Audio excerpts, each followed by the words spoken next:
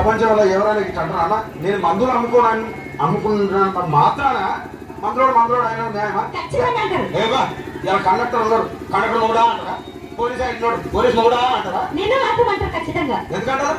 ఏవో అలా అంటే నన్ను కూడా అట్టే అనాలి. కానీ దండంతో ఒక్క మాత్రం అదే మాట మాట